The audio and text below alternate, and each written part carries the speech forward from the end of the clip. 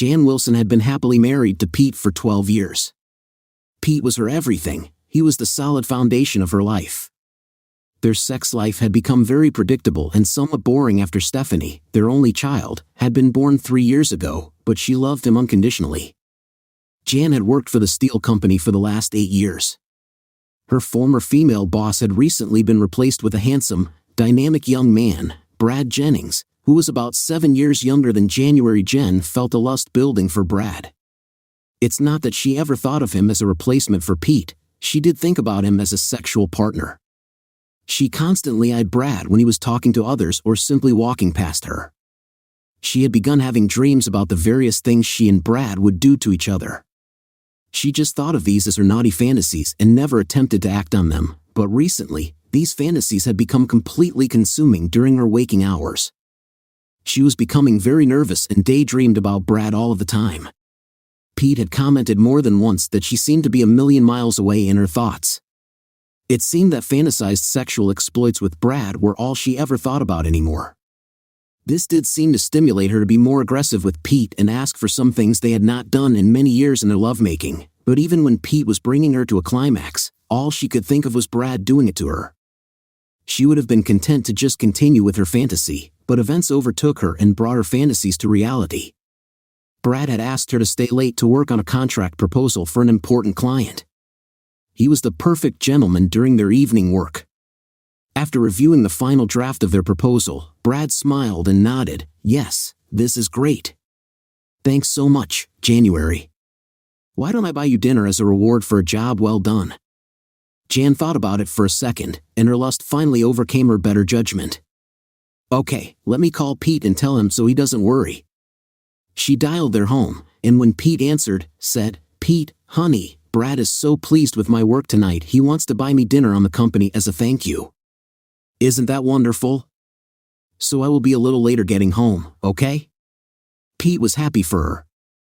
She had expressed fears to Pete several times since Brad had become the boss that Brad didn't think much of her work, since he never gave her any praise or even acknowledged the quality of her work. Pete said, "Way to go, honey. You are finally getting some well-deserved recognition. Enjoy the dinner. I have an early appointment tomorrow, so I will probably be asleep when you get home." They expressed their love for each other, and each hung up. Brad drove Jan to the most posh restaurant in the city. He was suave, funny, and attentive to Jan before and during their lovely candlelight dinner. He told her about his life. He was a Stanford graduate, divorced a year now, with one daughter he got to see weekly. He loved his daughter and showed Jan pictures of them together. He still thought he had feelings for his ex, but hoped to eventually lose the mental anchor and get back to having a relationship with someone. Jan told him about her family and her love for her husband and daughter. She did reach out on several occasions and touch Brad's hand as she told him some story about a family trip or family event that she was proud of. Brad paid for dinner, and they waited at the door for the valet to bring Brad's car around. Brad put his arm around Jan's shoulder and kissed her cheek. "I had a great time. Thanks for being a wonderful date, Jen." Against her better judgment, Jan put her arm around Brad's waist and kissed his lips lightly.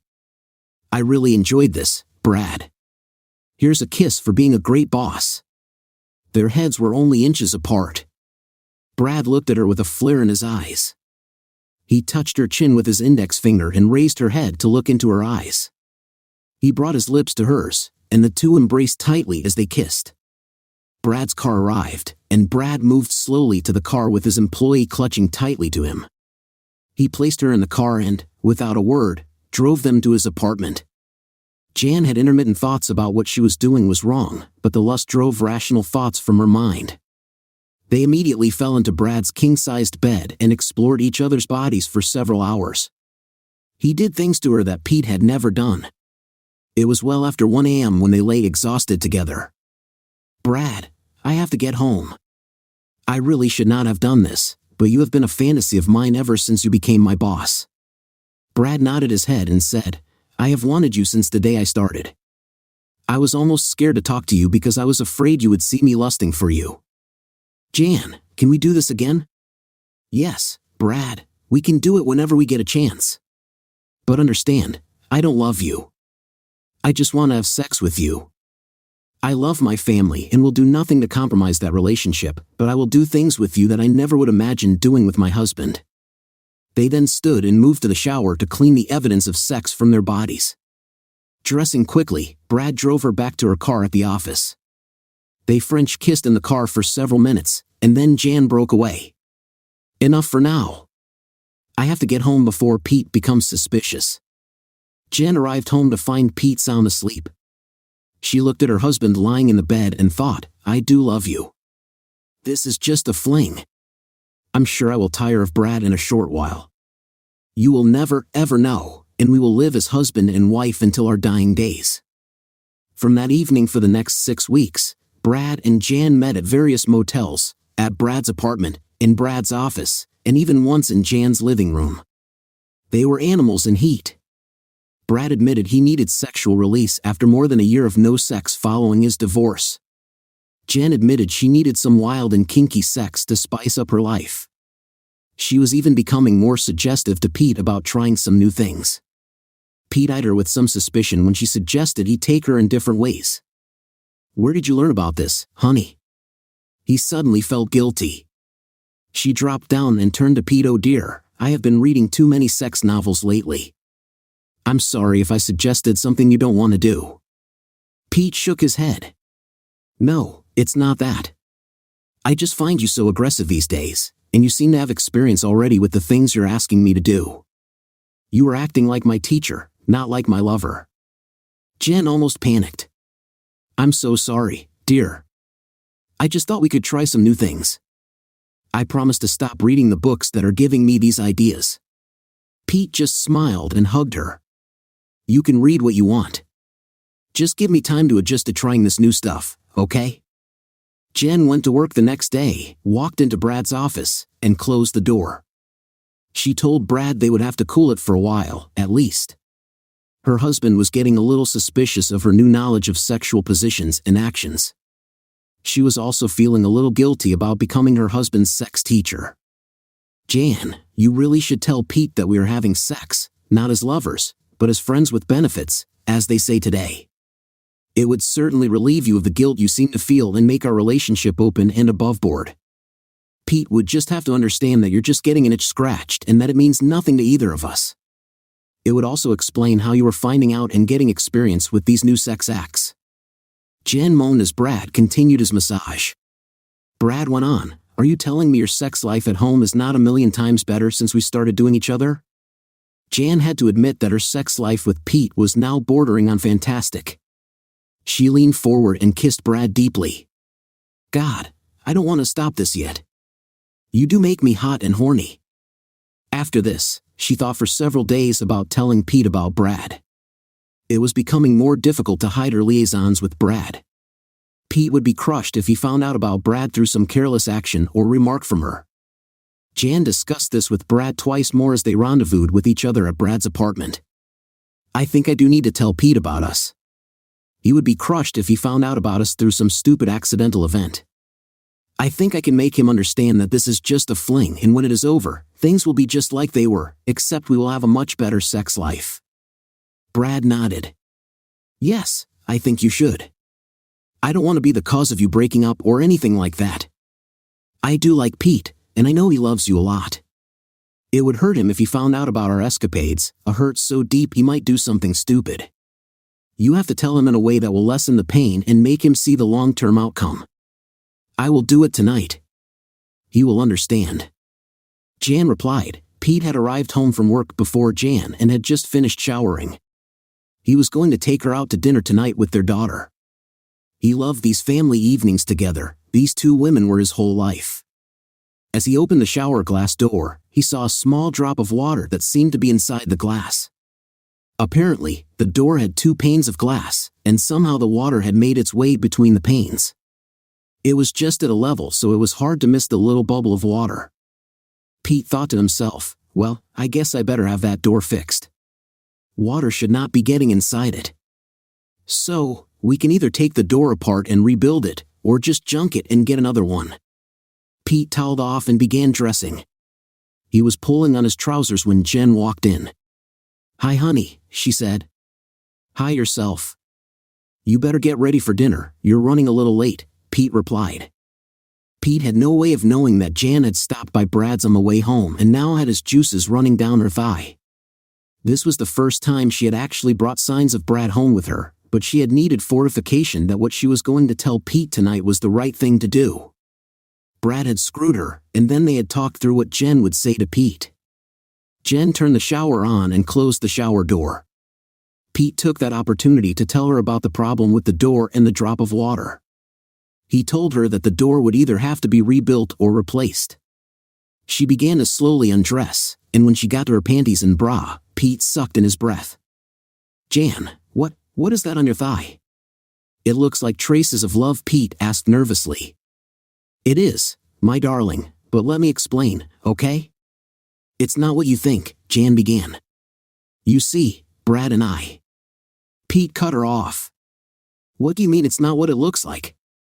It's another man's traces of love dribbling from your snatch. It's your boss's traces of love. You're cheating on me. Pete grabbed his head with both hands and dropped to the edge of the bed. Jan walked over and sat on the edge with Pete. She put her arm around him.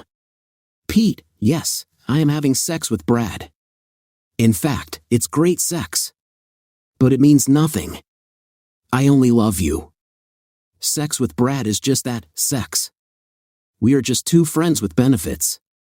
It means nothing and doesn't change anything between you and me. Jen felt good about the way she was ensuring Pete that the affair meant nothing. Pete jumped up. Don't you touch me. You dare to have an affair, cheat on me, and then bring the other man's juices into our bedroom. Get out of my sight. Just get out. No, Pete, this is my house too. There's no need for anyone to leave anyone, she said firmly. As I said, this is just a fling that I am sure will end in a few months. I wanted to tell you before you found out some other way and got hurt. This way, we can put it in the correct perspective, and you will know it means nothing. Pete just stared at her. It means nothing to our relationship? What relationship? You are such a whore. You have another man's juices running down your leg, and you see nothing wrong with that. When did you lose your morals? When did you lose your values? And when did you decide that our marriage vows meant nothing to you? Pete grabbed an overnight bag from the closet and began throwing shaving gear, underwear, and a fresh work shirt in it. Well, my dear, if you will not leave, I will. I cannot live with a stranger, and you are a stranger. You are not the woman I married. I don't know who you are. I will leave word where I will be in a day or so, but for right now, stay out of my sight, Pete said, his voice trembling with anger. Jen tried to stop Pete. Honey, we can work this out. Please, let's talk. Pete roughly pushed her, and she fell against the wall, hurting her shoulder.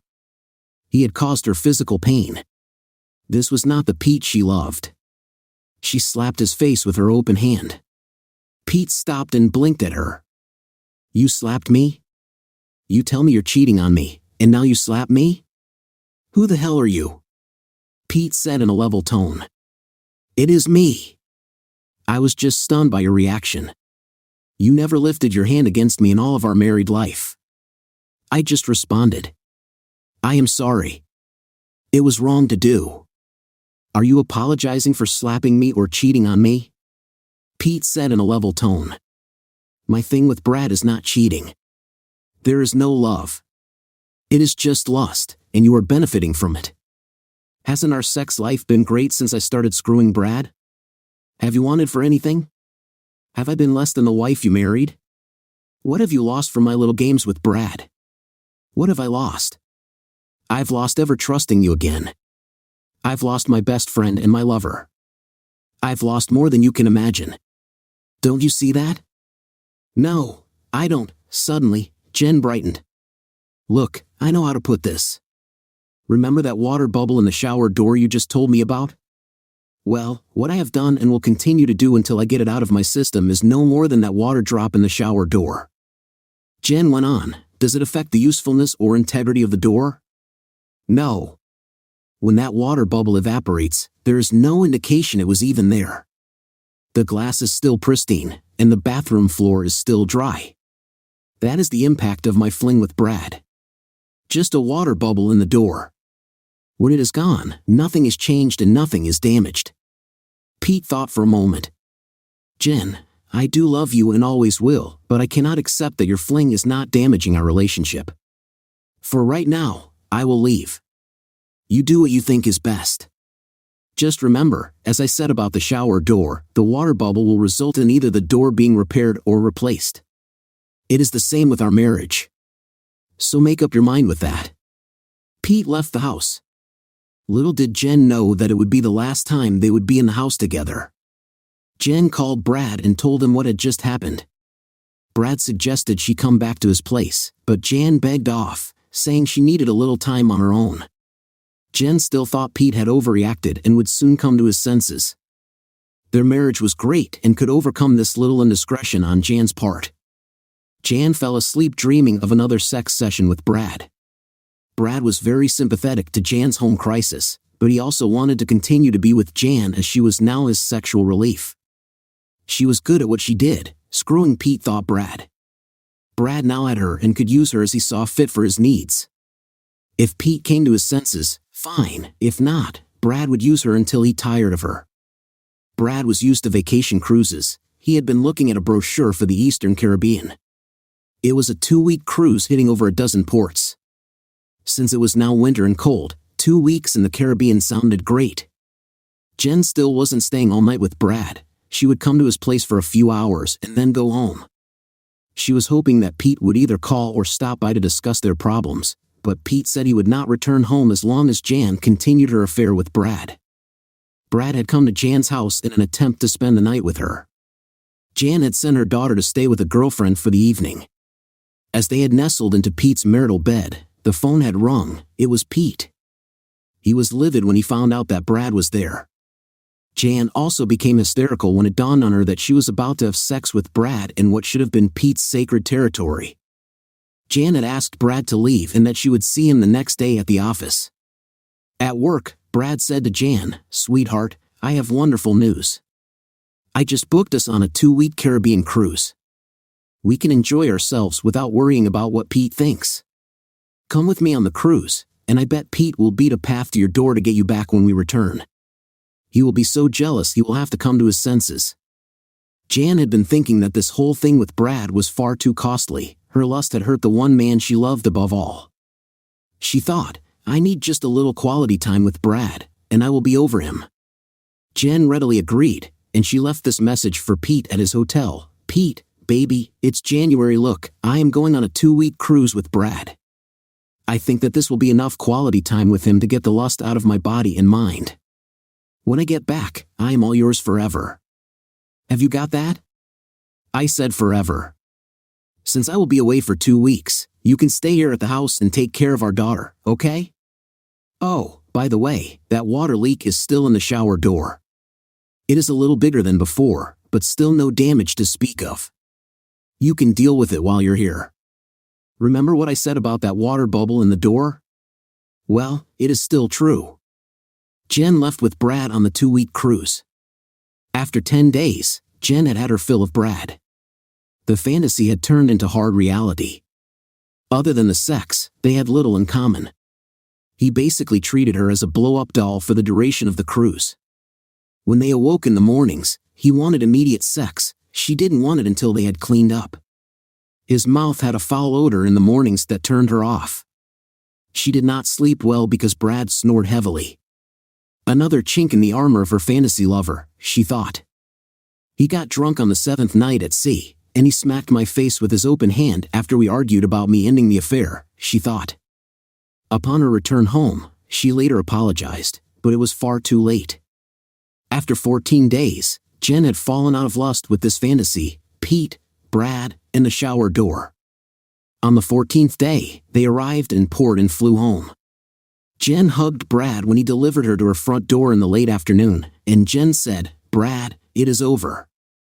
I got my fill of you on this trip. The fantasy is dead along with the lust. All I want now is my Pete. Thank you for the great time, but it is over." Brad looked at her and said, "It is over when I say it's over. You either will do me tonight in your bed, or you will not have a job tomorrow." Jen stood her ground. I am opening this door and calling Pete. I am telling him I am sorry for the way I have been acting. If you are still here after that, I hope he beats some sense in you. I know he can because he is a much more man than you are. You are just a big prick with a set of balls." Brad retorted, "You are just a dumb whore who likes to spread her legs for cheap thrills. Pete will figure out soon that you will always be a whore. When he leaves you, you will come crawling back, and I may let you have me." With that, Brad turned and started toward the car. He turned back and said, "Don't bother coming to the office tomorrow. I will have your desk contents boxed and shipped to you along with your termination pay." Jan unlocked the door and ran into the house. She was reaching for the phone when she saw the letter on the kitchen table. It was addressed to her and written in Pete's erratic scroll. She slowly tore the letter from the envelope and then read, "Jan, you told me to take care of the water bubble in the shower door. First, let me say that you were wrong about the bubble not causing visible damage, but you were right in drawing a correlation between the water bubble and the cheating acts you were doing with Brad. If you had been here, you would have seen that each time the water bubble occurred, it left a small residue on the glass. Over time, the residue clouded the glass. It was no longer pristine, and the clouding did not allow you to see through the glass anymore. If you had been here, you would have seen that the moisture eventually led to mold and mildew forming between the panes of glass. There is now a very large black spot in the glass. Not only is it ugly, but it is also unhealthy to be around, much like our marriage. Your actions have clouded our marriage and introduced unhealthy conditions. As with the shower door, there are two choices. Choice 1, repair the door, take it apart and rebuild it. Choice 2, replace the door. Looking at our marriage, choice 1 was a possibility until you decided to take the 2-week cruise with your lover. After that, no repair was possible in my mind. Choice 2 is my choice. I am replacing the shower door. I am replacing you. I am replacing our marriage. If you had not gone on your love cruise, you would have found your daughter and me waiting to try to repair the marriage. But after introducing the mold and mildew caused by your continued cheating on the cruise, the only option is to replace everything. Your actions are not only unhealthy but actually toxic to my love for you. You have killed my feelings for you. Stephanie and I left on the 3rd day of your cruise. We are now living in a place that will be hard for you to find us. You will be receiving divorce papers from my attorney on the day your cruise is over. The grounds are adultery. The cabin steward on the ship has been deposed, as have the people in Brad's apartment building about your antics. Also, the desk clerks at the various hotels you used for your early liaisons have provided testimony as to your adultery. I even have an audio tape of you talking to me on the phone in your futile attempts at convincing me that your actions were just sex. I have reported Brad to his boss for using his position to have sex with you. He will be fired for cause upon his return to the office. His company is offering me a settlement to make the whole thing go away. I have no doubt that Brad will try to coerce you for continued sex. I believe he will eventually fire you if you don't give him what he wants and expects from you. If he is fired, he cannot hold any control over you at work or in your private life. So hopefully, you can keep your job, although the staff will probably know what is going on. I hope you have thick skin because your job will be your only source of income. You were right, the water bubble is an exact representation of your actions and their results. If I were you, I would look at the shower door and see if you can ever find the Jan I married. You can have the house if you can pay for the mortgage. I have signed my part of the house over to you. Now you can bring your friends with benefits into what was our home with no guilt. I took half of the furniture so Stephanie and I can make a home for ourselves. You can talk to Stephanie after we get settled, but I must insist that she never comes to the house when you have men around. You're not a very good role model for her. Your soon-to-be ex-husband, Pete. Jan dropped the letter and fell to her knees on the floor. She had let sexual lust override the sensible side of her brain. She had lost her wonderful marriage and her best friend because of her animal responses to her lust for Brad. Now, she had nothing but an empty house with a shower door containing a water bubble with mold and mildew, a big dark black spot in the glass door that grew larger each day. She knew she would never repair the shower door because she needed it as a reminder of how wrong she had been. Story 2. Ma'am, we've got to talk. Ambush came on a Sunday evening as we were getting ready to go to bed. I suppose I shouldn't have been surprised, as Jeanette, my wife of 4 years, had been acting strange all weekend. I asked her several times if she was not feeling well. No, I feel okay. I just have a lot on my mind, to tell the truth, so did I. The Great Recession had dealt both of our careers setbacks, and we went from having enough money to make dreams come true to barely making it. Not that any of our colleagues were doing any better. Jeanette, however, was having a hard time accepting our financial setback. She grew up without and had gotten used to the niceties to which we availed ourselves, including an annual vacation. She never came right out and blamed me, but then I could hear it in the comments that peppered any discussion of our finances. I wrapped my arms around Jeanette and told her how much I loved her. She didn't return the sentiment. Instead, she did something completely out of character. She got up and poured herself a stiff shot of scotch. She didn't offer me one. I immediately knew she had something big and bad to tell me, and she was trying to work up the courage to start. After dinner, we watched TV in silence the rest of the evening. I have no idea what programs were on. All I could do was worry about my wife. We went upstairs without watching the news. That usually meant we were going to make love. Tonight wasn't usual, unfortunately, neither had any night during the last 3+ weeks. Our love life was a casualty of the economy. I was finishing brushing my teeth when she walked into the bathroom and announced, someone at work invited me on an all-expense-paid ski holiday in Colorado. One of the group had to beg off, and the tickets are non-refundable. We're leaving Wednesday morning, and I'll be back on Monday. I rinsed my mouth and replied, someone at work? Now that's a curious way to phrase it. It makes me believe it was a man who asked you. Jeanette looked guilty as all hell. I think you answered my question. So, what is the name of the man at work who invited you, a married woman, to go on vacation with him? I tried to remain calm. You don't know him? I thought I knew everyone you work with. You do, but I don't exactly work with him. Now you have me confused. You said someone from work. No, I didn't, she protested. I said someone at work. Okay, Bill Clinton. It depends on what the meaning of the word is. Who's the son of a that invited you to go on vacation? He's someone I met in the cafeteria at work. His office is on the 5th floor, and we've had lunch together a few times. I tried real hard not to lose control, but my voice filled the room. How long have you been having an affair? Jeanette began crying. In between sobs, she managed to say, I would never cheat on you. How can you say something that hurtful? Maybe because you forgot to mention you've been having lunch with another man, or that you became such good friends he invited you, a married woman, to go skiing in Colorado with him. And we haven't made love in almost a month. I think that about covers it. It's not like that. He's a real nice guy, but his girlfriend dumped him, and he doesn't want to waste a ticket. Everything is already paid for, hotel, lift tickets. It won't cost me anything. Isn't that convenient? Now, what is his name? I thundered. John. Does JN have a last name, Johnson or Jackson, something like that? You got me so upset I can't think. So you want to fly across the country with a man whose name you don't even know? You're either screwing him or you're an idiot.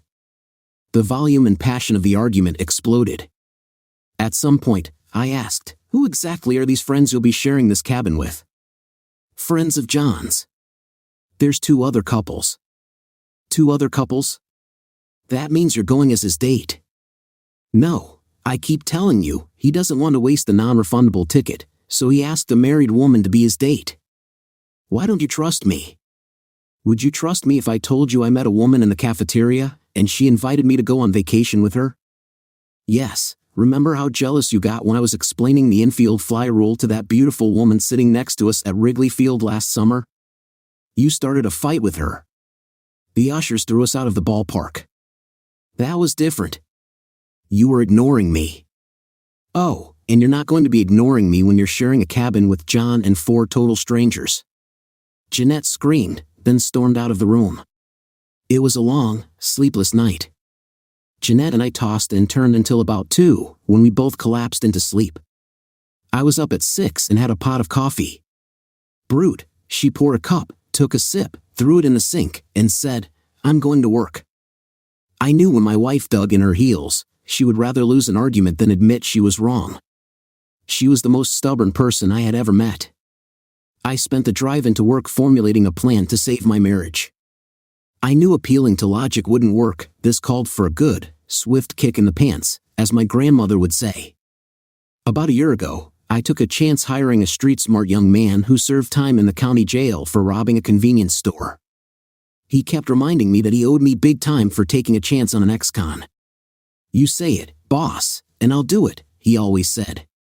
I decided to call in that marker. "Julio, I need a favor." "Tell me what it is, and it's done," I explained my predicament to Julio. "You want me to mess him up?" "Maybe later, but first I need his name and where he works." I gave him a picture of my wife and the address of her office building. "There's a cafeteria in the basement. She goes to lunch every day at noon. I need you to get a picture of John without being spotted. When he's done eating, I want you to follow him upstairs and see where he goes. Give me the name of his employer." "Got it, boss." "Then, at quitting time, I want you to follow him and get the license plate number of his car." "I'm your man, boss. And, Julio, don't worry. I'll take care of your time card." I kept checking my watch. I was sure Jeanette would meet up with her boyfriend to tell him how unreasonable I was. It was a typical Monday. I was snowed under with work, but time dragged by. At 1:10, my phone rang. "Boss, it's me." I got the picture. They were talking, but I couldn't get close enough to hear what. When they were done, I followed him into the elevator.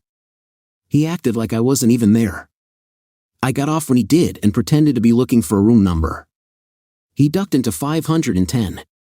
The sign said Anderson Metallurgy Supplies LLC. "Julio, you did great, but you're only half done." "Don't worry, boss. I'll follow him like a shadow. Send me the picture." The moment I hung up, I pulled up Google on my screen. I wasn't too optimistic as I typed John Johnson. I got a lot of name matches, but none matched the photo. Next, I tried John Jackson. No luck, the names were as common as dirt. So, I tried Anderson Metallurgy Supplies LLC and learned they were one of the largest suppliers of powdered metals to the industry, whatever that means. They didn't have any names or pictures of employees, so I called the number listed and asked for John Johnson. "There's no one here by that name." "I'm sorry, I always get those confused. I meant John Jackson." "There's no one here by that name either. Do you have the correct company?" "I must have dialed wrong. Sorry to have bothered you." I stared at the computer, trying to think of a way to figure out who that son of a witch actually was when my phone rang again. "Boss, it's me." After we hung up, I ducked into the men's room to grab a smoke. Guess who followed me? Jackson? Johnson? Only none of those are his real name. "Did he see you?" I was in the stall getting ready to light up when he came in. I watched him through the gap between the wall and the door. He took a piss but didn't wash his hands.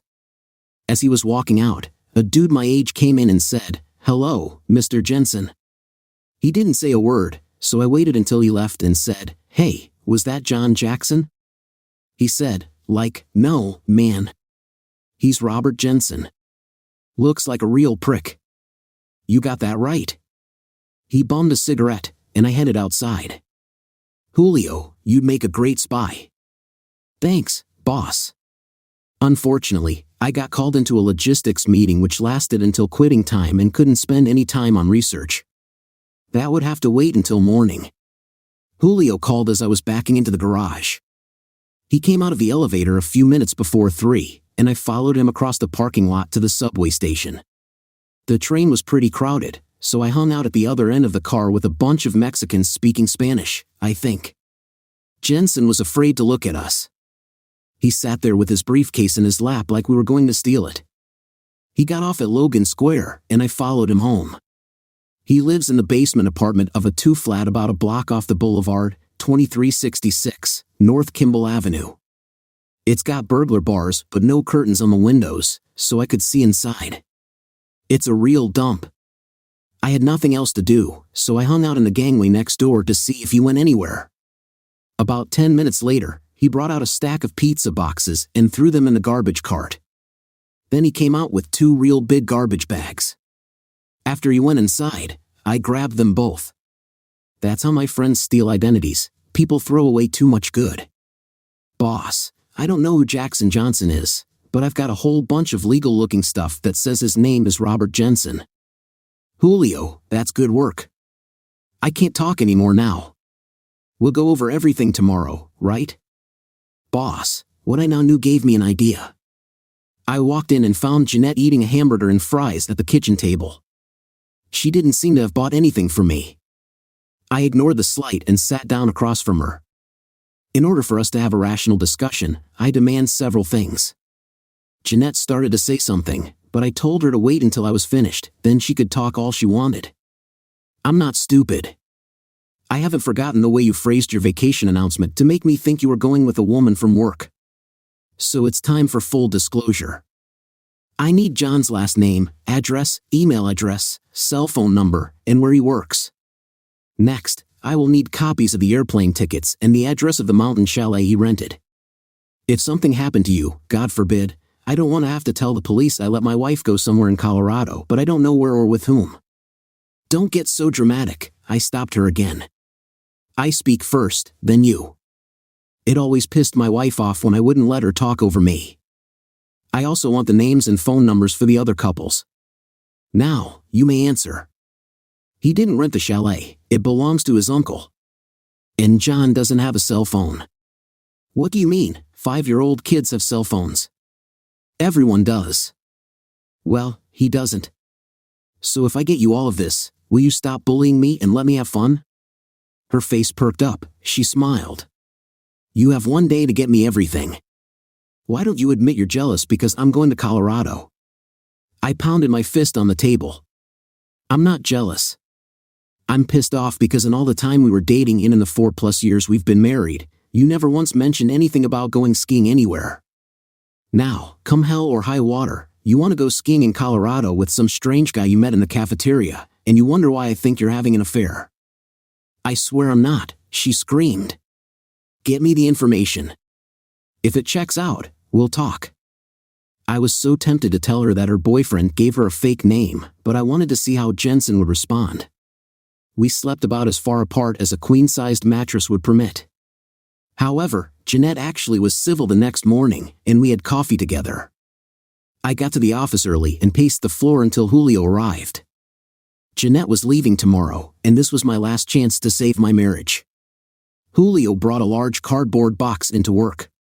He had gone through the bags and threw out the real garbage. The rest was stuff you should never throw out in the trash: financial records, checking account statements, and certified mail from a lawyer's office. He tore the envelopes in half. Like that's going to stop an identity thief, I went through and taped everything back together that looked important and put them in some kind of order. The first item he handed me was a legal-size envelope, sent certified mail to Robert Jensen. That man is being taken to court for not paying child support. He's got, 2 little kids, and he hasn't paid her a dime in over a year. The next item was a bench warrant for failure to appear for non-payment of child support, Julio explained. The police are so busy, they won't even go to your house to pick you up. What they do is put your name in the database. If you have any contact with the cops, even a traffic ticket, they haul you off to jail. So I guess I have to arrange for him to meet some of Chicago's finest. Julio laughed at that. Good idea, boss. Boss. Next came a packet of overdraft notices and checks, returned stamped NSF. He got a dozen notices from the bank before they closed his account. Julio saved the best for last, a printout of the airline reservations. It's weird, his ticket is round trip, but your wife's is only one way. That is not good, boss. With the record identifier, you can cancel the tickets. I had another idea.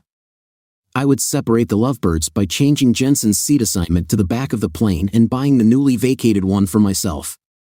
After we reviewed all of the documents, I did a search of the Chicago Tribune archives and learned why Jensen used a fake name. He was a convicted sexual offender. Even though the attack occurred in Denver, Jensen was a Chicagoan, and all 3 daily papers printed the story. In his mugshot, there was no doubt it was him. They didn't give too many details because there was a plea agreement to spare the victim from a trial. He pleaded guilty to a lesser charge of sexual assault and was sentenced to 24 months incarceration. While he was a guest at the Gray Bar Hotel, his wife divorced him. A visit to the sex offender registry confirmed his home address. It also warned that he had been released after serving only 14 months due to prison overcrowding. The first thing he did was track down his ex-wife and beat her so badly she ended up in a hospital for almost a month. 2 felony convictions, and my wife thinks he's a real nice guy. I took an early lunch and walked down to the courthouse to buy a copy of Jensen's divorce decree. It cost 25 cents a sheet photocopying fee. The filing included a copy of his arrest warrant from the sexual assault. He drugged a young lady he had taken skiing and assaulted her. I also researched do-it-yourself divorce filings at the law library. I found a great template online and filled it out for grounds. I claimed adultery and attached time-stamped photos of them in the cafeteria, not eating, but talking for a solid hour like 2 lovers would. My last stop was the Circuit Court of Cook County Domestic Relations Division, where I filed my petition for dissolution of marriage. I had 3 copies made with the official seal and a case number stamped on them. I told my supervisor I would need a few personal days off. He's a good guy and didn't ask. Word. Jeanette was making dinner when I walked in. It was a real dinner, not something out of a box. I guess she was trying to put me in a good mood. I hugged her and kissed her. She responded, not as good as I would have liked, but anything was better than nothing. Jeanette reached into her purse and took out a folded piece of paper. Here, I got you everything you wanted. Like I said, John Johnson doesn't have a phone, but I got you his email address, and he's on Facebook. Where does he work? He has a promotion and hasn't received his new business cards yet. I looked at her like she had 2 heads and no brain in either. And he couldn't tell you the name of his employer? I opened my laptop and went straight to Google Maps. I entered the address of the chalet, strike 1. Then I tried the official Denver zoning map, strike 2. I kept trying every mapping program I could find. Honey, I called out, there seems to be a problem. I ran the chalet address through 6 different mapping programs, plus the assessor's webpage, and they all agree there is no such address. He must have transposed a digit or something. What about the tickets? She said. He said we get those at the airport. No, you get the boarding pass at the airport. You know that from when we went to Maui. Next, I called the phone numbers he gave for the other 2 couples. Neither was a working number. I tried doing online searches on their names and came up blank. I had no better luck on Facebook. Honey, I'm sorry to say, but none of the information Johnson, if that is his real name, gave you is legit. That means there's no way in hell I'm letting you go. Foolish me, I thought she would admit there was something fishy with Johnson. Instead, the next thing I knew, my dinner, while still in the frying pan, came flying by and crashed against the wall. Too bad it smelled good. You're not letting me, she screamed. Who the hell are you to say where I can and can't go? Your husband. Why are you being so unreasonable? All I'm doing is going skiing with a friend. A man who has lied to you about everything. You don't even know where you're going. He didn't lie. Maybe he doesn't want you causing trouble. Is he afraid I'll show up at your love nest and spoil his seduction? Jeanette lost it, spit flying out of her mouth as she ranted. Stop saying that. We'll never be anything more than friends. I'm going skiing and you're not going to stop me. You want to go skiing? Fine, I'll take you skiing. With what money? We're broke, remember? I have 2 mayonnaise jars full of silver coins I've been saving since I was a teenager.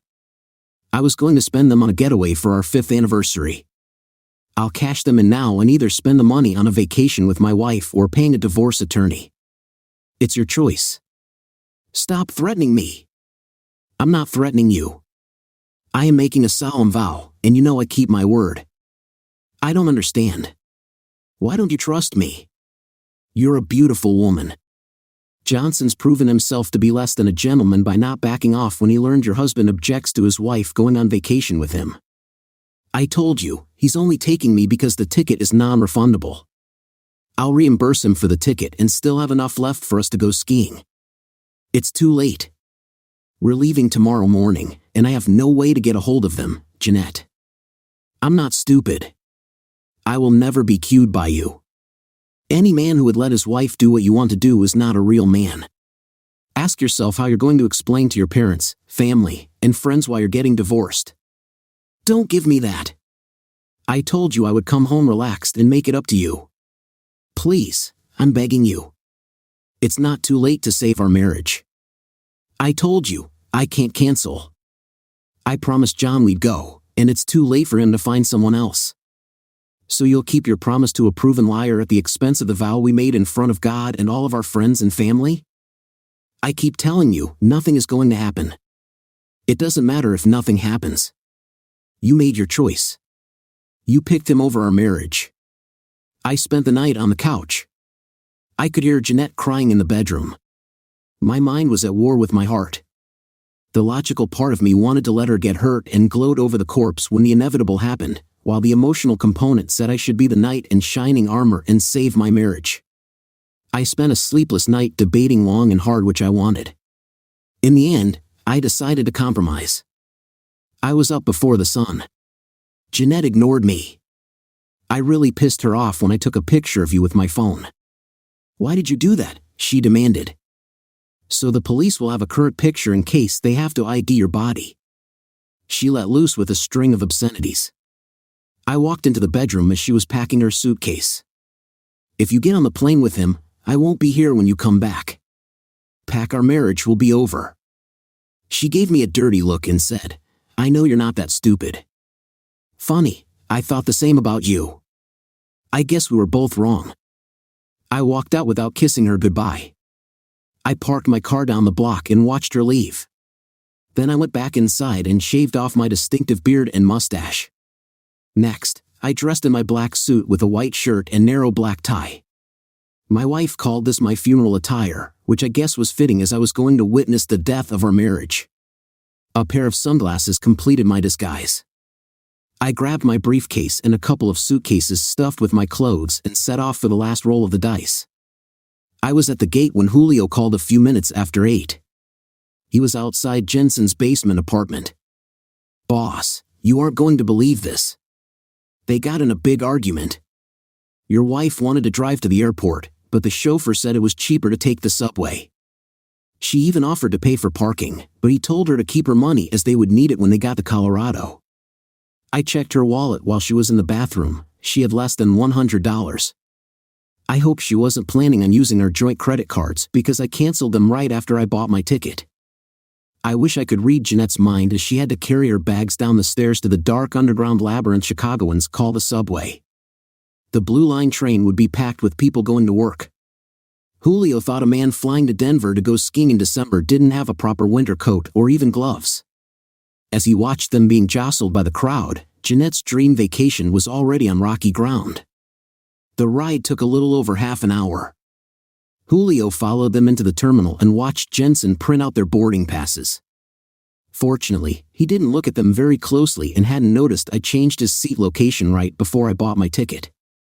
Julio called again to say they reached the TSA checkpoint, so he could go no further.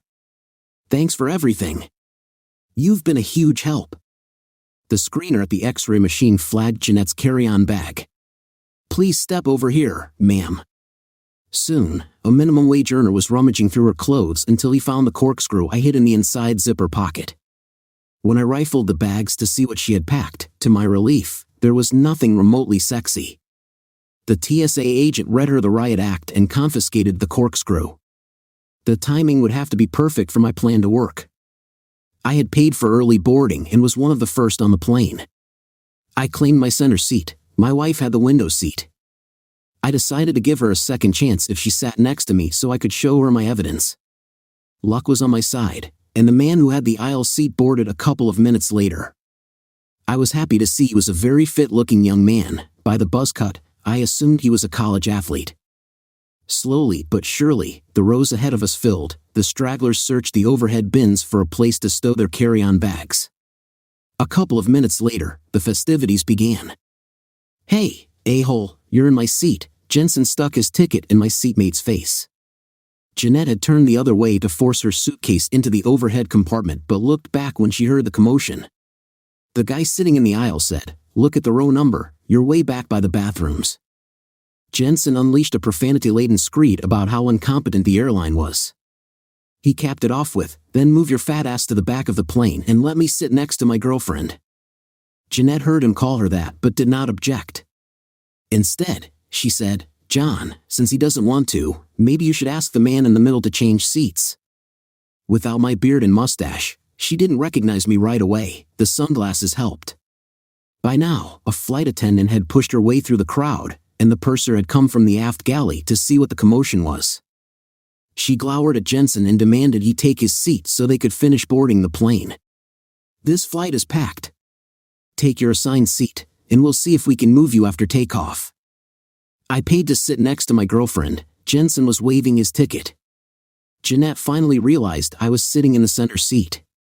"What the hell are you doing on my plane? You did this. You're humiliating me." "I'm humiliating you? You're a married woman, and this piece of shit is calling you his girlfriend." He only said that to get him to change seats. Her voice returned to venom. Jeanette stepped into the empty row in front of me and continued her tirade. "You a-hole. I knew you were going to ruin my vacation. I hate you. I hate being married to you." I knew she would be mad, but I must be stupid because I never expected her to say that. I felt like my soul died. I was in shock. Tears were running down my face as I looked my wife square in the eye. "Robert Jensen is your boyfriend. The reason he doesn't want you to know his real name is because this real nice guy has an outstanding arrest warrant for non-payment of child support. I guess he could afford to take my wife on vacation because he wasn't taking care of his own children." I opened my briefcase and handed her a copy of the bench warrant. "You might want to read this." Jeanette looked at the document, her voice quivered. "John, what's going on? Is that true? While you're at it, you might ask your boyfriend why he didn't buy you a return ticket." I handed her their trip itinerary, showing hers was a one-way ticket only. Jeanette was getting worried. "John, why don't I have a return ticket?" He ignored her plea and continued arguing with the flight attendant. "You're not going to tell me he forgot to tell you he spent 2 years in jail for beating his wife so badly she spent almost a month in the hospital? I have pictures." I handed her a couple of shots of a woman whose face looked like it was hit by a truck. "That real nice guy did this to her." "John, please tell me he's making this up." Jensen didn't answer. He was too busy telling the flight attendant what he thought of her and her airline. "You better make him move, or else." I was on a roll. It's amazing what you can find if you Google someone's real, I drew out the word real, name. "Here's the newspaper stories if you don't believe me." I handed her half a dozen articles. His mug shot is in each one. "In case you think I'm making this up, I don't understand." Jeanette was very confused. "Come now, surely he told you he's a registered sex offender." Damn, the plane got quiet as I shouted that. "Tell me if this sounds familiar. He talked a naive young lady into going skiing in Colorado instead of hitting the slopes. He drugged her, and he and his buddies took turns assaulting her. She was able to escape after a week in captivity. That earned him 4 years in jail." Jeanette was sobbing. "John, please tell me that didn't happen." He was too busy arguing with the flight attendant and didn't respond. "Try Robert. Robert Jensen, that's his real name." Jensen wasn't the smartest predator, but it finally seemed to have sunk in. I had derailed his plan. He screamed, "I'm going to kill you," and lunged at me. Unfortunately for him, I moved, and his fist connected hard with the flight attendant's face. All hell broke loose in the narrow aisle. My seatmate, who, it turns out, is a starting defensive tackle at a Big Ten college, was on him in a heartbeat and restrained him until Chicago's finest slapped handcuffs on his wrists. The news called him a hero. The airline upgraded him to a seat in first class as a reward. Jensen found out it's a felony for assaulting a member of a flight crew. Surprisingly, telling the police officer, "You didn't mean to hit the flight attendant, you were trying to kill your girlfriend's husband," didn't elicit a lot of sympathy. I handed Jeanette every last piece of damning evidence I had collected. I swear to God, every word I said is the truth. Jeanette stared at the pile of documents without looking at them. It's over now, let's go home. I threw my arms open, praying she would let me embrace her. Instead, my wife ignored the invitation and stood in silence, her head bowed, staring at the floor. She didn't say one word. Not one word. Then it got worse. As the police were hauling Jensen off the plane, I could hear him screaming over and over, "Hey, Manzel. I had your wife." My eyes pleaded with her to say he's a liar, that never happened. She turned away in silence. An airline security guard told Jeanette and me that we were being remanded to the custody of the Chicago Police Department for our roles in the melee. Before we moved, I heard a flight attendant say, "Let the gate agent know 3 seats just open up." I said a prayer of thanks. The other passengers stared at us as we walked by. It seemed like everyone had a cell phone clicking pictures. Now Jeanette knew what it was like to really be humiliated. She didn't say a single word during her walk of shame. I don't think she knew what would hit her. I also felt numb, my knees were buckling, and I had to concentrate to walk somehow. I managed to hold my head up. I wanted to tell everyone I did everything I could. Everything I could, everything went exactly as scripted. Well, almost everything. I saved Jeanette but lost my wife. The police took us to separate rooms to question us. Homeland Security was there too. I spent the next hour explaining all I knew about Jensen. The detective said, "Wait here," and left me alone with a cup of stale coffee for the next 2 hours while they called their brethren in Denver. I paced back and forth like an inmate while I debated with myself the marriage-ending question. Did my wife have sex with Jensen, or did that son of a witch throw that out to destroy us? If she didn't do it, why didn't she say so? On and on the debate raged. When the detective finally returned, he said they found a very receptive audience in Colorado. "Your wife threw up all over herself when I showed her pictures they sent over of the chalet, a tar paper shack at the back of an auto salvage yard, and what they had in store for her inside."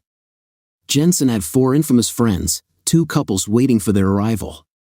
They had prepared the shack with restraints and shackles so she couldn't run away.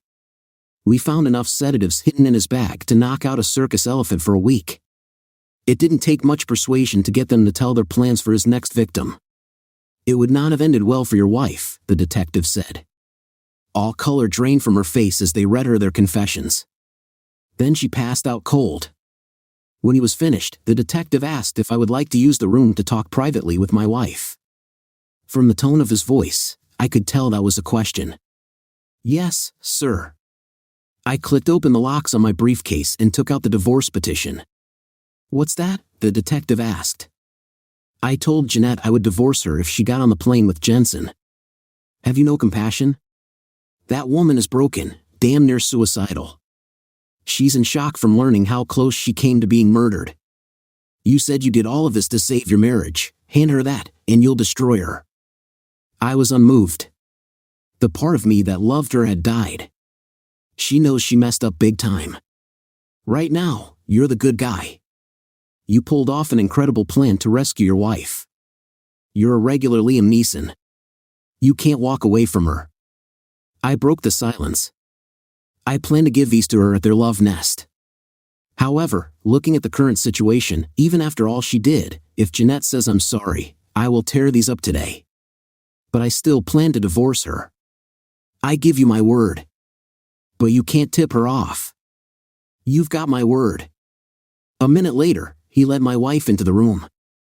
I got one quick glimpse before she buried her face in her hands. She looked like death and stank of vomit. She collapsed into the chair and began sobbing. The detective lorded over her as he said, "Mrs. Menzel, I've been a police officer for over 29 years, and what you did was the most stupid thing I ever heard of. If a person ever deserved to be murdered, it's you. You should thank God with every breath you take for your husband and for every heartbeat he gave you. You owe him for the rest of your life." He closed the door on the way out. The only sound was my wife sucking air in between sobs. Not a word. Not a thank you. Not an I'm sorry. Nothing. Finally, after about 5 minutes, I got tired of waiting for her to talk. "You sold out our marriage for a ski trip worth less than $1,500. That's all our dreams were worth. After this, how could I ever trust you not to leave me for the next shiny bauble? My mind was pleading for her to talk. She said not a word. Tears streamed down my face as I waited for her to say something, anything. When I couldn't take it anymore, I said, if at any time you said I'm sorry, I would have torn this paper up. I can't wait any longer. I handed her a copy of the divorce decree. Jeanette screamed so loud when she read it, the detective ran back in to make sure she was okay. I already packed my clothes. Anything I left behind, you can donate or throw away. I handed her my keys to our apartment and walked away. I never looked back.